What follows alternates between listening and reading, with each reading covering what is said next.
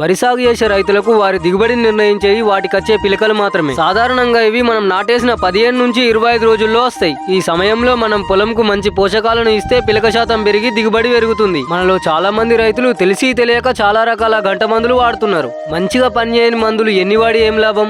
సరైన మందు ఒక్కటి సరిపోదా మనకు? అందుకే ఈసారి మా పొలంలో ఈ భూమ్జనిక వాడిన.